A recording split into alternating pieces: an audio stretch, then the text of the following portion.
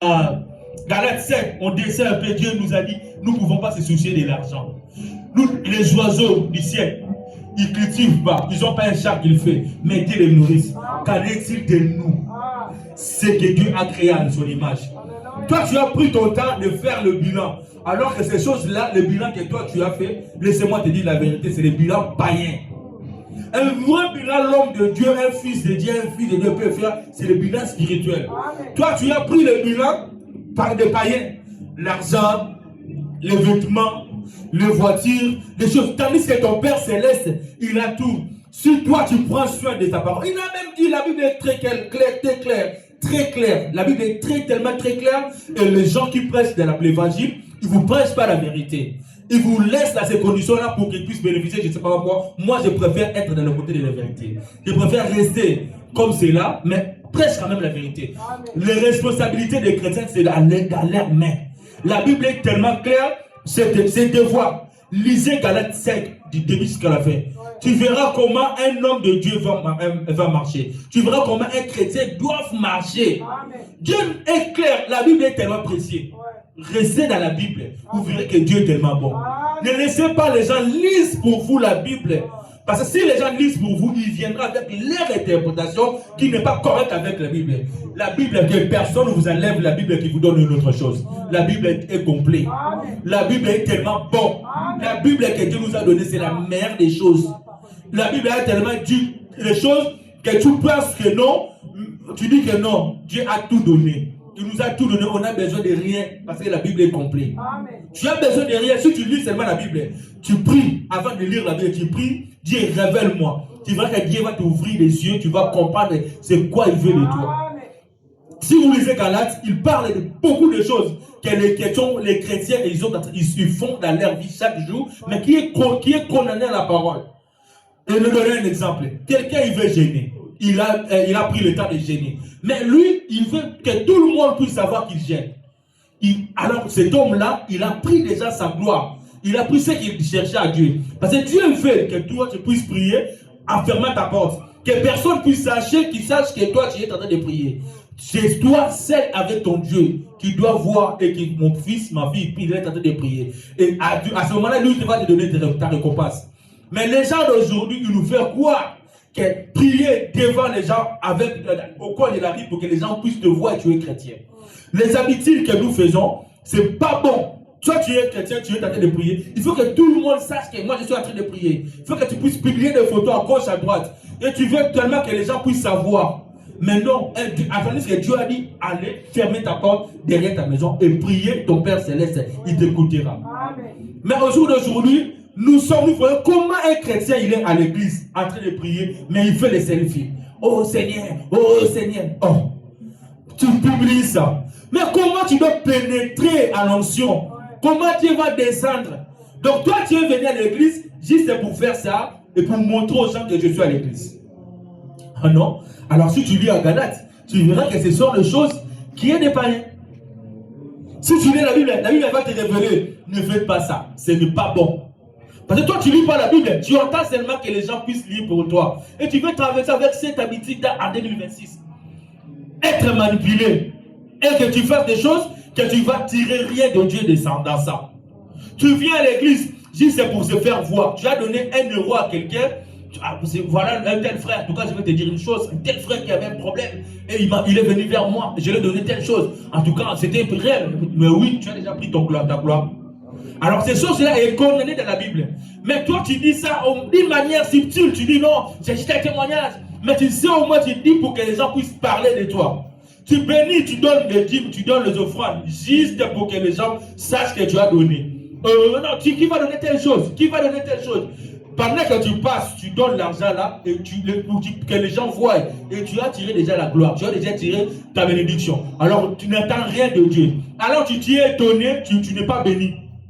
Tu es étonné que moi, je n'avance pas. J'ai tout donné au Seigneur et je n'ai rien. Alors toi, tu n'as pas donné au Seigneur. Tu voulais que les gens voient que toi, tu es un frère qui donne de l'argent à l'église. Tu voulais demander te faire voir que toi, tu es une sœur qui prend soin des pasteurs. Alors tu as pris ta gloire et n'attends rien de Dieu. Avec ces habitudes, nous devons les laisser. Nous devons les laisser et faire des choses dans les secrets. Et n'attendez pas l'homme qui puisse donner, voilà telle sœur, il m'a donné telle chose. Voilà tel frère, il m'a donné. Non, n'attendez pas de cela. Attendez que Dieu puisse te bénir lui-même. Ne tirez pas la vaine gloire parce que ça va t'amener nulle part. Ça va te tourner contre toi. Alors nous devons lire nous-mêmes la Bible et avoir la Bible comme les chrétiens de Béret. Quand on les prêchait la parole, le matin, quand ils rentrent à la maison, ils prenaient la parole tout autour de la maison. Avec sa famille, il lisait. Voilà le prédicateur a dit telle chose. Où est-ce écrit dans la Bible? Voilà cet évangile qu'il a prêché. Est-ce que c'est correct avec Paul? Est-ce que c'est correct avec la Bible et ça boîte avec ce que Paul nous a dit? Est-ce que cet évangile qu'on nous a en train de nous prêcher, est-ce que c'est correct avec la Bible? Car tout évangile qu'on vous prêche, s'il est contraire à cette Bible, ne prenez pas cela. Tout évangile, je dis bien tout, sans exception. Peu importe l'ange qui vient, il vous prêche une chose avec plein d'options, ça vous touche, vous êtes en train de sauter. Mais si ça ne concorde pas avec la Bible, mettez-la de ce côté. C'est la séduction. Donc, on te dit, non, reste comme ça, c'est un grand passé, c'est un homme qui est connu. Oui, il est connu, mais c'est qu'il est connu, mais ce n'est pas connu à la Bible. Ce qu'il prêche là, ce n'est pas correct avec la Bible, je ne prends pas. Je vais rester avec cette Bible, car la Bible, c'est Dieu qui est sous forme des Écritures. Nous devons veiller à des choses pareilles. Nous sommes des chrétiens, des soldats de Christ. Alors, nous devons veiller à la parole, à l'évangile aussi qui est prêché derrière. Au jour d'aujourd'hui, on t'a prêché une chose, une évangile que toi-même ça te trouble dans ta tête. Tu ne prends pas le courage de venir poser la question. Parce que Paul, quand il prêchait, il acceptait qu'on puisse poser des questions. Mais pourquoi toi, depuis qu'on t'a prêché, l'année passe, on a prêché 7 secondes depuis le janvier jusqu'au décembre. Combien de prédications qu'on t'a prêché? Combien de questionnements ça t'a resté dans ta tête? Tu n'as pas eu le courage de venir prêcher, de demander, de poser des questions. Pasteur, merci beaucoup, tu nous as prêché bien, avec beaucoup de respect. Mais tel verset que tu nous as prêché, je ne vois pas ça dans la Bible. Tel évangile que tu nous as montré, je ne vois pas que ça ne boite pas avec la parole. Alors, explique-nous. Peut-être lui, il était à l'erreur, il va vous dire non, c'était à l'erreur. Peut-être toi, tu as mal compris. Il va enlever cette incompréhension-là afin que tu puisses marcher dans la paix. Mais toi, tu ne passes pas à cela. Tu sais que toi, tu penses à faire le bilan physique, le bilan matériel. Ce bilan-là, ça va t'amener nulle part. Le vrai bilan, c'est le bilan spirituel. Car toutes ces choses-là, c'est les choses inutiles. Car toutes ces choses-là, ça va s'arrêter quelque part. Nous devons faire des choses que ça va nous bénéficier. Ça va être bénéfique pour nous dans cette année, l'année prochaine, dans cette siècle et de la siècle à venir. Parce que toi, tu penses que non, tu es chrétien. Dieu te corrige. Tu es toujours dans les débauches. Tu es toujours dans les disputes. Tu es toujours ranquiné. Tu ne pardonnes jamais. Si on te dit que ce que tu as fait, c'est contraire à la parole, tu prends les rancines. On vient te corriger. Non, non, frère, tu as un problème avec telle sœur, avec tel frère. Non, toi, tu as toujours raison. Comment un homme peut avoir toujours raison? Un homme normal, quand nous sommes dans cette chair, la chair est tellement faible. Nous pouvons brosser d'une manière ou d'une autre. Comment toi, on te dit que frère, 3 ou 4 personnes te disent que tu as mal agi, mais toi, tu veux toujours avoir raison. On te dit, sœur, tu t'es mal comporté, tu t'es mal habillé. Mais toi, tu dis, non, c'est bien, tu veux toujours se justifier. Un chrétien n'est pas comme cela. Un chrétien, quand on lui dit, ah, car voilà ce que tu as fait, dit, ah, je suis encore faible, priez pour moi. Et tu viens à la parole, tu viens à l'église, tu viens à la maison, tu te mets à genoux. Priez jusqu'à ce que Dieu va t'exaucer. Mais toi, tu tiens content, tu as des mauvaises choses, les gens te répondent dans ça, tu dis, je suis comme ça, c'est pas, je suis comme ça, je vais rester comme ça. Oh. Alors, tu te dis un chrétien. Quelle est sorte de cet chrétien-là? Tu vois que non, quelqu'un il a besoin de toi, il a besoin de ton aide. Toi, tu as la chose, mais tu ne veux pas aussi partager. Mais comment un chrétien peut vivre comme cela? Un chrétien, c'est lui à qui les gens peuvent venir. Ah, il dit, ah, mon frère, il a telle chose. Je vais l'aider. Sans pourtant attendre quelque chose. Il bénit son frère, il prie et que Dieu puisse prendre soin. Il n'attend pas que non, que le frère là, il vienne me dire merci. Et si c'est pas moi, non. Un homme qui avait dit, Israël, je l'ai bâti dans votre main. À la fin de sa vie, Dieu l'a rendu comment? Dieu n'aime pas cela. Dieu veut que nous puissions les servir avec amour, avec patience, avec bonté, avec toutes ces choses-là, dans la douceur. Un chrétien, c'est lui, c'est celui-là. Donc toi, au lieu de prendre soin, tu dis que non. dans ma valise de l'année passée, Dieu m'a fait grâce, oui, de traverser cette année. Dieu m'a fait grâce, oui, d'entrer en 2026. Mais qu'est-ce que je dois faire pour lui? Qu'est-ce que je n'ai pas fait pour lui l'année passée et que je dois faire aujourd'hui pour lui? Tu prends soin de ta maison. Tu oublies que Dieu aussi a une maison. Tu viens, Dieu te bénit. Tu oublies aussi que comme Dieu m'a béni, il faut que je puisse te donner aussi quelque chose pour son royaume. David, il était un homme selon le cœur de Dieu. Parce que David, quand il s'est réveillé le matin, il pensait, qu'est-ce que je dois faire pour Dieu?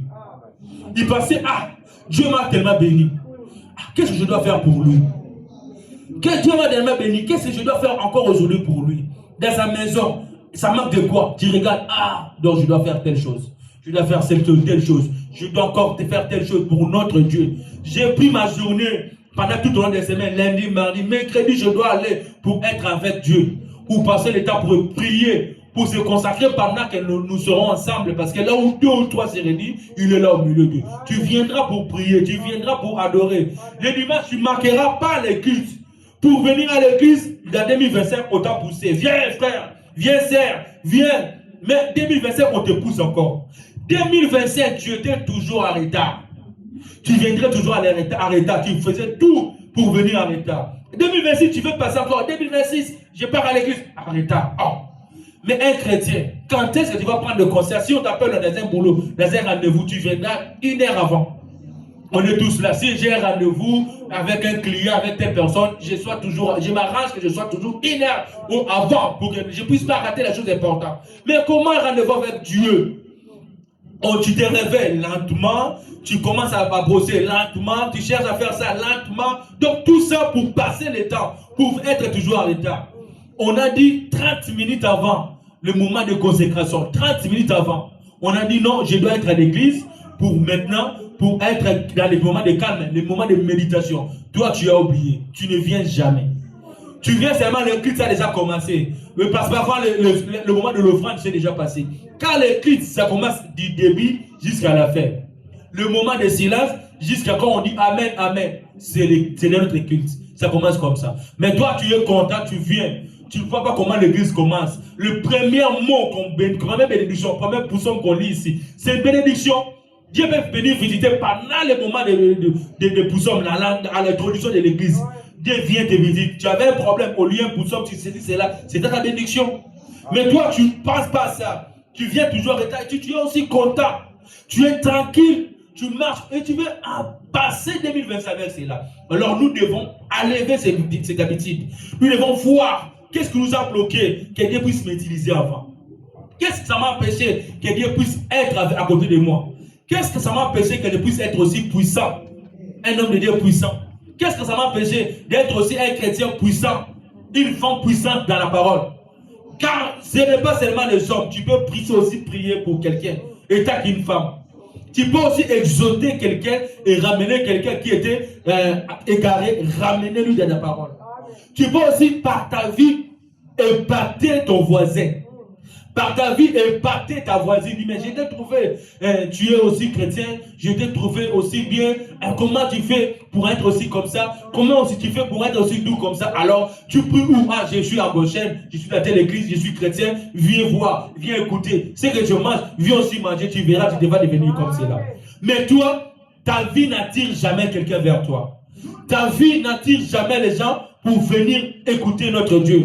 Ta vie n'attire jamais les gens pour venir adorer le Seigneur. Au lieu de venir, tu deviens pierre d'achoppement et tu es aussi content. Une pierre d'achoppement. Toi aussi tu es chrétien. Si les chrétiens sont comme ça, mais moi non. Tu jettes le pauvre. Tu as aussi jeté le pauvre en Christ. Au lieu que les gens viennent vers Christ, tu faire fuir les gens. Alors nous devons être des vrais chrétiens. Nous devons être des gens qui attirent les gens vers nous. Parce que nous sommes les disciples de Christ. Nous sommes les ambassadeurs et les ambassadrices de Christ. Partout où nous sommes, nous devons agiter l'emblème de Christ. Et que les gens qui ne connaissent pas notre Seigneur, qui doivent venir. Nous devons, désormais, cette année 2026, nous allons plus jeter le pauvre sur la parole. Nous devons veiller à nos comportements, veiller à nos habitudes, veiller à nos coutumes, veiller à tout ce que nous avons, afin que Dieu puisse tirer la gloire dans toutes choses. Que notre relation puisse être une bonne relation, nourrie, soignée et proprement pour que Christ puisse être toujours à côté de nous. Quand je marche avec le Seigneur. Quand je parle